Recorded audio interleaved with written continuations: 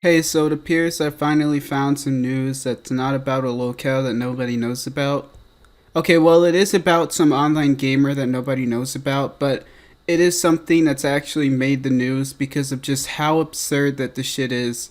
So, Devin Vanderhoef on the right and his friend Darius Whyte, who is on the left, they flew from Canada to Los Angeles to show up to a house of a gamer girl that one of them was obsessed with. I'm pretty sure it was Devin. Could have been both of them. But they flew over to there. He, Devin, he dressed up as a delivery person to try to like catch them off guard. He like rushes into the house, tries to quickly stab the boyfriend, but it doesn't really work out because both the boyfriend and the girlfriend end up like turning the knife on him. And then, well, you've seen the photo of him. He looks absolutely terrible, which, well deserved, honestly.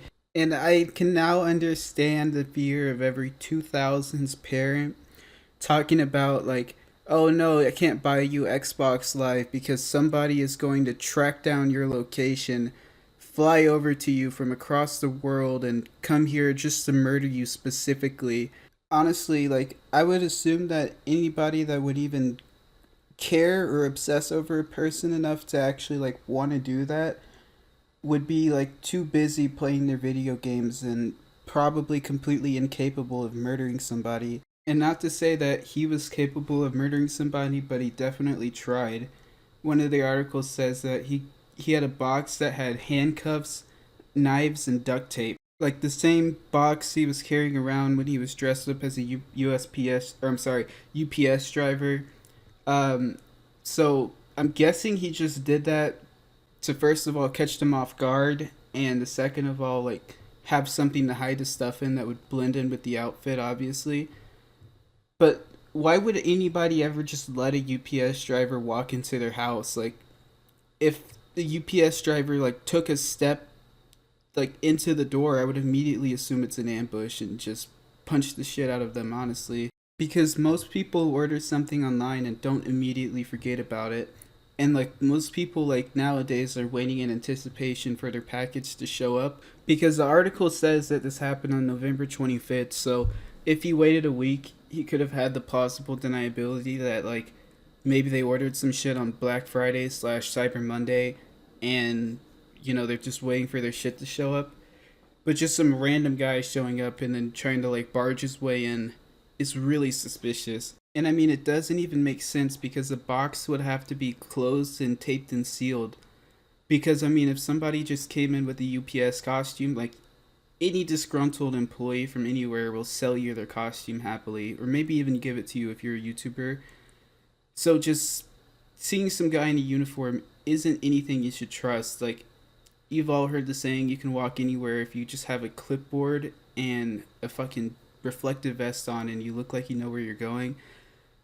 It's the same shit, really. As long as you look like you belong and you're doing a job there, nobody's really gonna bother. So, like, I guess I could see, like, him trying to avoid the neighbor's suspicion. Like, maybe he'd be like, oh, they see a UPS driver going in. Maybe they think the girlfriend's just cheating or something and mind their business. But just the thought of him like going in the door really quickly and then like trying to quickly open the box and get out all of his knives, and for some reason he brought multiple knives. Like, I would think that unless you're like dual fisting the knives or some shit, I would think that the more knives you bring, the more level the playing field is in. Well, I guess it would be less level because there's two of them and one of you. His co-defendant didn't even seem to go in the house from what I can see, and looking at the pictures, he doesn't seem like he's gotten curb stomped and stabbed multiple times, so probably not. So like he like runs past the boyfriend, and then while he's confused, he's like, "Hold on really quickly. Let me open this box with my duct tape and knives really quickly." Like, I don't know. Personally, I don't think he would have even gotten far enough to open the box because I'd be worried that it was like a bomb or some shit and be like tackling him. But that's probably how the girlfriend was able to immediately start stabbing him while he was busy trying to fight the boyfriend. Here on this article, it says authorities said the woman's boyfriend answered the door and Vanderhoef began stabbing him. The woman then grabbed the weapon and started defending her boyfriend. So either she ran to the kitchen and grabbed the knife or grabbed one from the box that he just so conveniently left out like it was some free for all fucking battle right here. It seems like that they're the worst serial killers in America, or in North America, I should say, because they're Canadian. So, I mean, are they really even human if you think about it? Like, honestly, if you think about it, this is really just another case of immigrants coming to America and struggling to assimilate and being violent and dangerous. We gotta lock up that damn Canadian border. And it seems like his co defendant, Darius Whyte, just pussied out completely. Like, honestly, I'm kind of glad because that means, like, they were able to fight back instead of having to, like, fight back both of them. Because from the article, it said that he did do some damage on both parties involved. Like, the girlfriend was slightly, strangled, might have been stabbed. The boyfriend was definitely stabbed because he opened the door and, I don't know, either just reached in his UPS box or pulled out a switchblade from his pocket, some shit like that. You must have been the fastest hand in the West, or fastest hand in the North, because he's Canadian subhuman garbage, whatever. Anyway, it appears that they're the worst fucking serial killers that we've ever seen, because his friend just saw him immediately get pummeled and then just took off, immediately went to the airport. Like it says, Vanderhoef was arrested, obviously, but Darius got questioned in that neighborhood just walking around the house, which, I don't know, the neighbors didn't point out the fact that, like, this guy has never been seen before, and he just, it looks like they're brothers, honestly. Like, they look pretty close to each other, and that's probably why he got questioned in the first place, but, like, I don't know how the police didn't catch on to the fact that they were there both for the same mission. Like, the fact that they were both brain dead enough to fly out to Los Angeles with duct tape and basically a murder kit instead of, like, going on Backpage or some shit, which probably would have costed less than the $4 million in bond. That speaks volume. I'm surprised that Darius didn't immediately, like, give himself up. I don't know how he managed to talk himself out of that when they pretty much look identical, but I'm guessing the police just saw, like, oh, they don't have the same last name, I guess we should just let him the fuck go, which doesn't make any sense, because, I mean, just look at them. Like, they might not be brothers, but they're definitely from, like, the same inbred Canadian northern mountain town community. Did the cops just go, I need an ID, and he's like, oh, I don't have one, and they're just like, oh, okay, have a good day, sir. Like, I don't know, the fact that two Canadians are just in the neighborhood that look very similar, both showed up at the same time right before a murder happens, and you just let the guy go. They eventually were like, wait a minute, I think we've been hoodwinked. And, the actual, I'm guessing, like, the actual, like, fucking investigators, like the FBI or some shit, finally were like, okay, we gotta go to the airport and stop this Canadian from flying back to the same town that this first Canadian came to murder this couple. I'm so glad that his co-defendant was too scared to actually, like, go in the house with him. And, like, even if they did kill the couple, they're so stupid that they would have gotten caught anyway, so it would have been for nothing. Like, these are literally the worst two serial killers we've ever seen, or attempted serial killers. Like, if you are some guy in Canada and you're playing games all day, happen to play this game that this girl plays all the time, you run into each other, and then you start, like, following her between games and social media accounts, stalking her and obsessing over her, and then you fly out to her town, which she never even told you her address or invited you. You just fly over to her town, go over to her house, and then she goes missing, or, it's just found murdered, like a bloody crime scene. And then you just fly right back to Canada right after she goes missing. You're obviously the number one suspect in the entire world. Like, I don't know, flying anywhere, it's gonna be put in a database until the end of time, literally. Because, I mean, you can't just have people disappearing off in the different countries, so they can look through thousands of flight logs from decades in the past. Like, even if he did successfully do this, his dumbass still would have been caught. So I'm glad that the couple actually, kept him detained long enough to actually face justice. On top of the instant karma, because I mean, damn, they beat the shit out of him. And I mean, the boyfriend got stabbed too, so I think that's just even right there. But then actually, like, sending him off to life in prison, W, huge W. He might not get sentenced for life because, I mean, it was an attempted murder. Half the time people do first degree murder and they don't even get life. But practically the amount of years they'll get pretty much is life because, I mean, first of all, he just tried to, like, assault and, you know, he was gonna murder that woman, but I'm pretty sure he was trying to murder the boyfriend and then do something way worse before murdering her. So the people in prison aren't gonna like that. They don't like predators like that and shit. So he's not gonna have a fun time. Like, he's literally some gamer nerd that went to kill some random, not even a celebrity, just some random woman that, like, he's like, oh my god, a fucking gamer girl. Holy shit, dude. I'm gonna cream my pants. I can't believe it, dude. It's your real life gamer girl. Like, I don't know.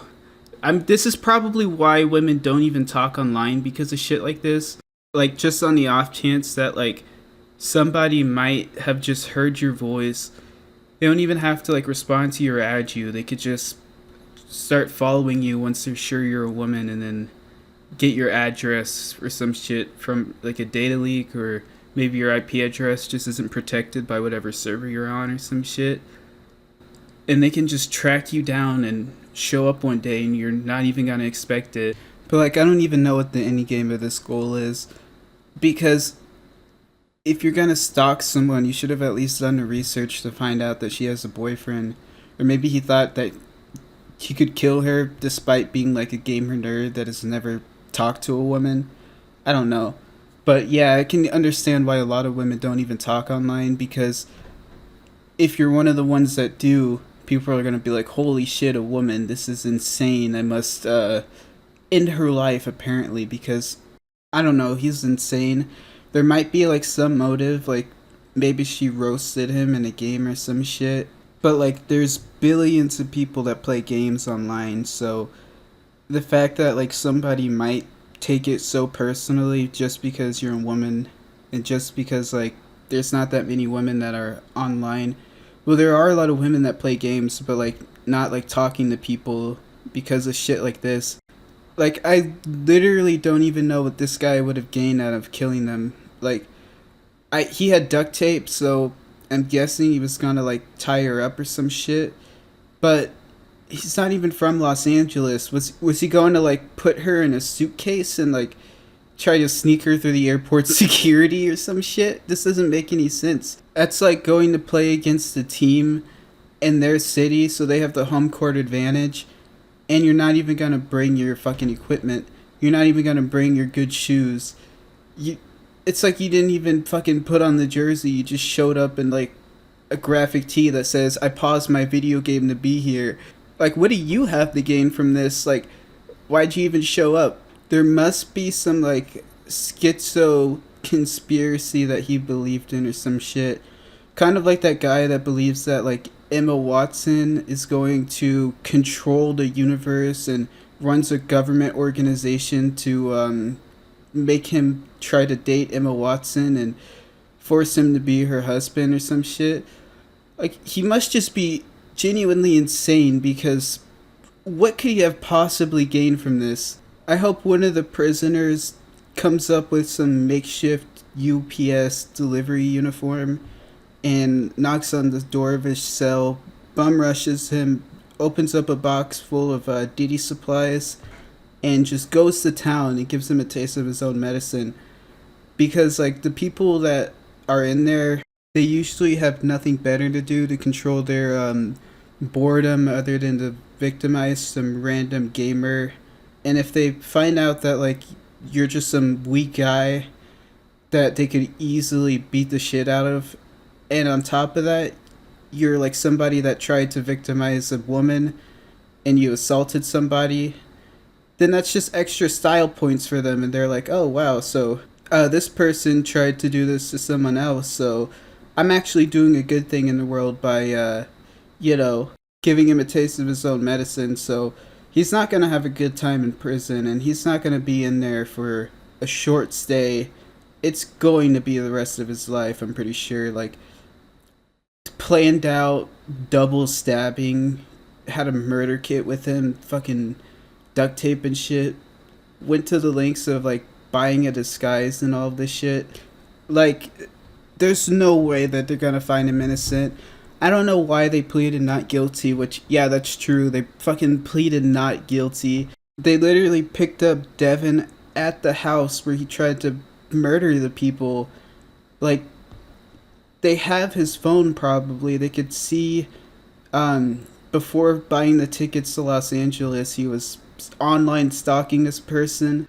And he was probably like bragging about how he was gonna go to California and like murder somebody, because if he managed to like talk to one of his friends and convince him to fly out with him, he probably talked to a lot of people about this. So bro's going to jail for a really, really long time. And thank God he made it so easy on the police too, because like, if he actually did successfully stab both of them and get away with it, think about how bad that news cycle would be if some random online gamer in the US was killed by another random online gamer, and there was just some, serial killer out there like stalking the streets. Well, to be fair, I guess if they had enough evidence to prove that it was just some online gamer, they probably would have had enough evidence to prove that it was him specifically, because this guy is not very under the radar. They probably just would have been like, some random woman opened the door and just got stabbed to death, and they didn't even like take anything. How weird. Must be a serial killer. Damn, that is kind of weird to think about, because like, if somebody online managed to like get to your location and track down your address, and they knew enough about you from online that they knew your schedule, and then they could just walk in your house and just murder you while you're playing fucking Overwatch with your headphones at full volume, nobody would ever know. They'd just be like, oh wow, this was a home invasion gone terribly wrong or something. That is actually something scary to think about, just how many cold cases happen, because if you're stalking somebody online, the police wouldn't be able to figure out how you have so much information on them to like know when would be the opportune time, but they wouldn't be close enough to them to actually have a motive and be one of the people of interest, because most people don't like talk about their online friends to everybody publicly. Like, maybe if it's somebody you talk to literally every day, or somebody that you've met up in real life with before, that's different. But if it's just somebody that you only have an interaction with online and through video games, they're not even going to be thought about. Like, when somebody gets murdered, they all look through their contact history and some shit. Nobody looks through your PlayStation friends list and sees your messages from like 4 months ago. But yeah, that's pretty much it. They're both hit with attempted murder, conspiracy to commit murder, and felonious burglary. So, I mean, it's a slam dunk case. One was literally caught in the house, so they're both pretty much fucked. They got like the passport records and all of that. Don't kill people. Pretty much the end of the story. Just don't be as retard. Yeah. Honestly, if every Californian was allowed to own an unregistered machine gun, this wouldn't have even happened.